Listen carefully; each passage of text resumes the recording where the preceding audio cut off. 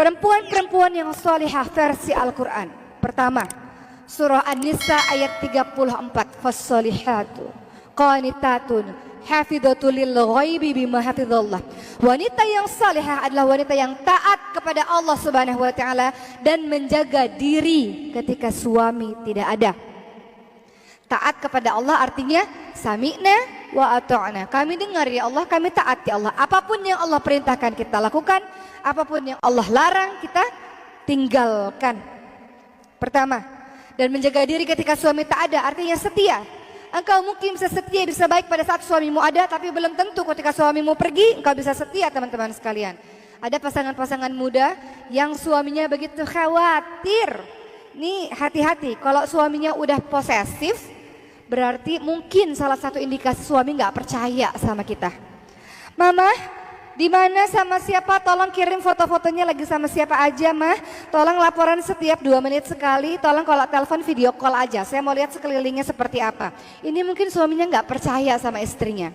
Atau ada suami yang pasang GPS di handphonenya istri. Dia tahu, oh istri saya pergi ke sini. Istri saya pergi ke sini, melacak keberadaan istri. Mungkin. Ya 2 ya kemungkinan, karena terlalu sayang. Kedua karena nggak percaya. Ya, jadi terlalu overprotective seperti itu. Jadi patut tersinggung juga kalau kita diperlakukan suami begitu ya. Mungkin suami nggak percaya sama kita.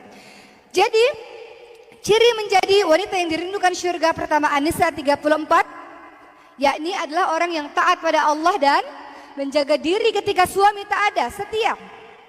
Yang kedua, surah An-Nisa ayat 19, sabar.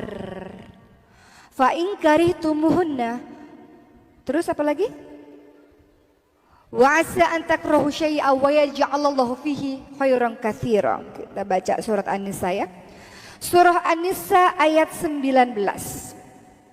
Fa in karihtumuhunna fa asa an takrahu syai'an wa yaj'alallahu fihi khairan katsiran. Dan bergaulah dengan mereka menurut cara yang patut.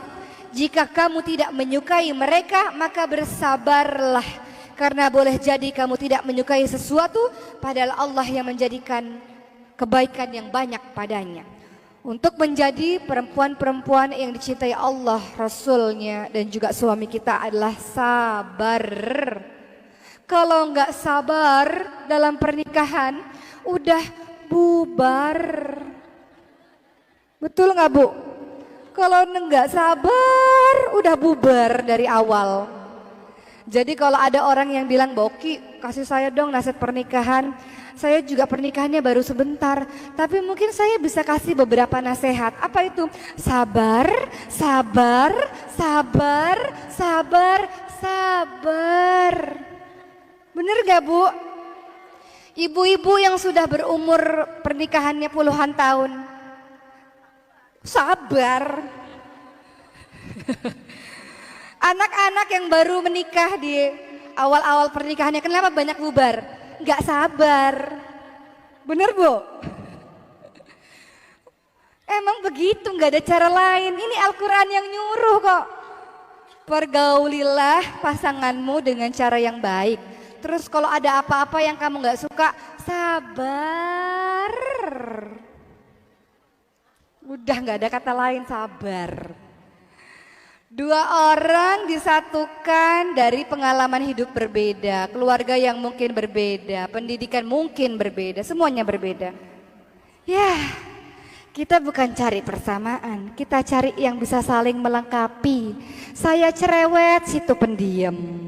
Ya, saya boros, situ hemat, gitu. Saling melengkapi satu sama lain, ya sabar.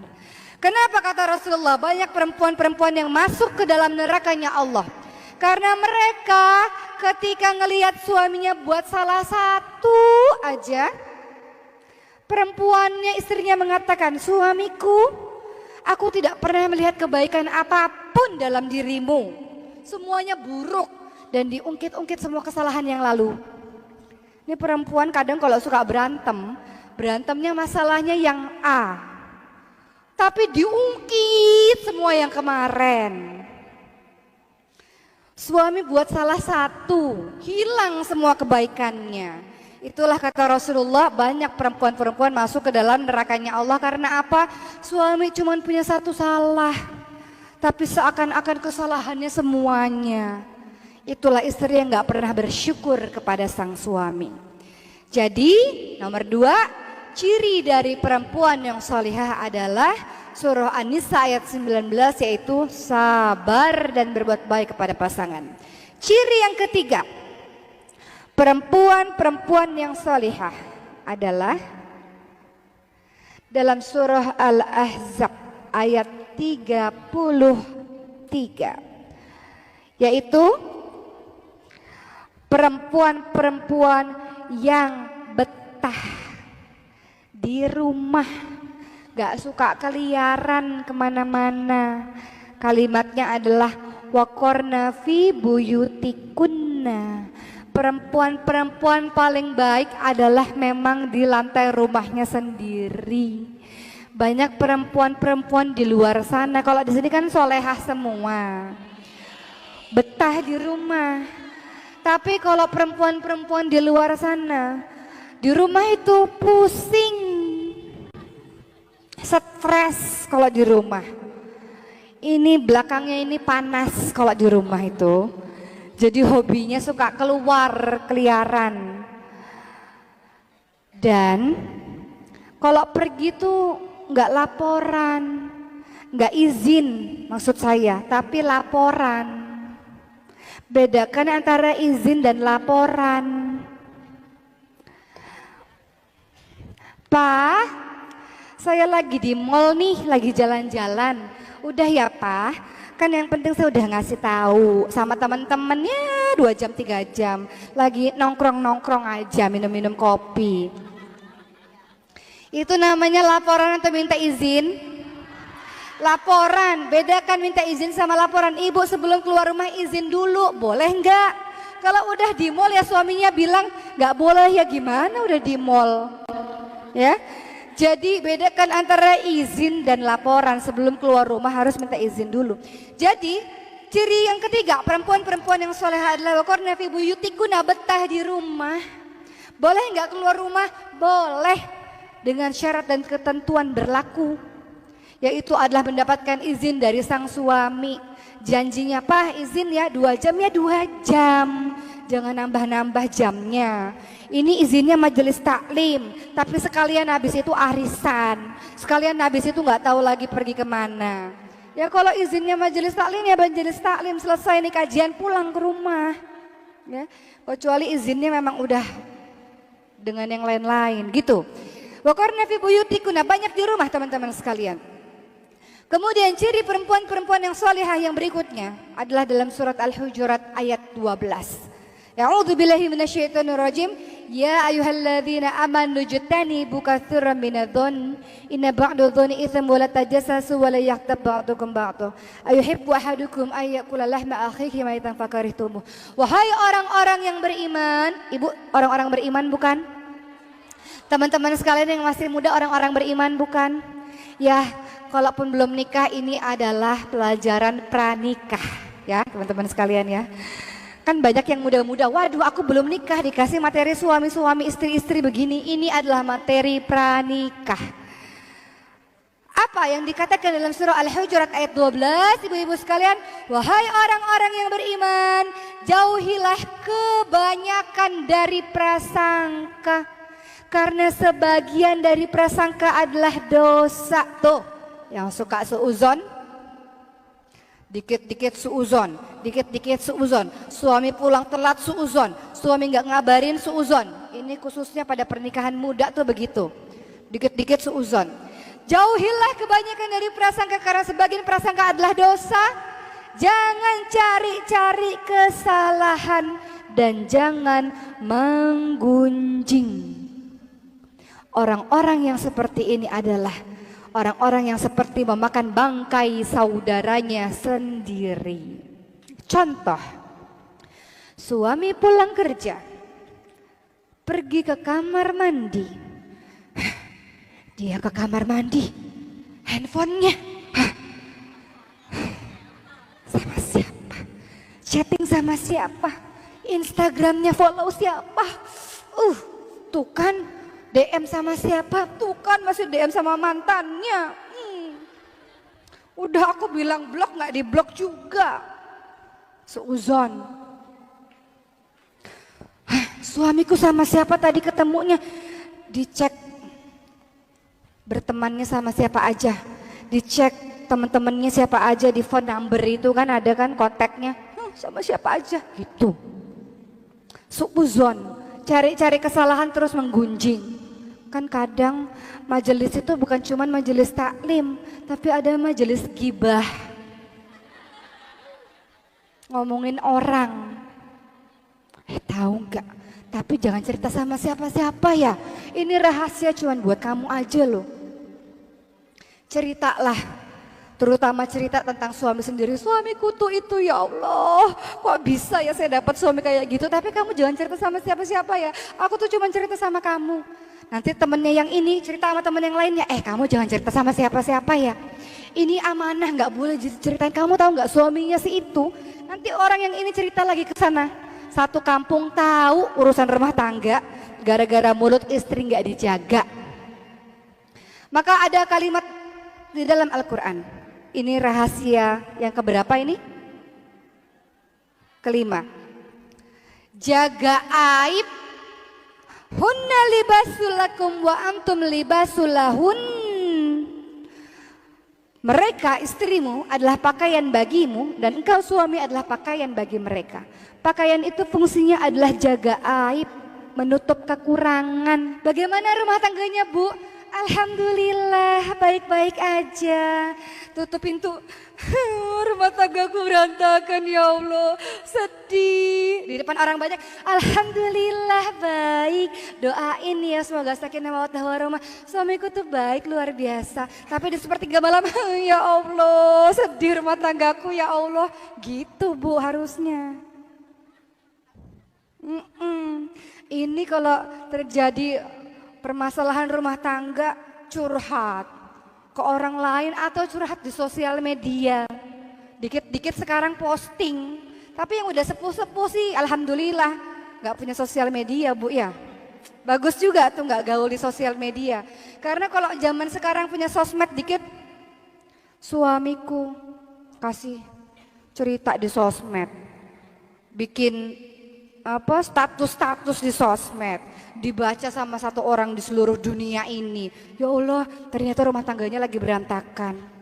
Akhirnya ada laki-laki yang baca, oh rumah tangganya lagi berantakan, aku pepetin gitu.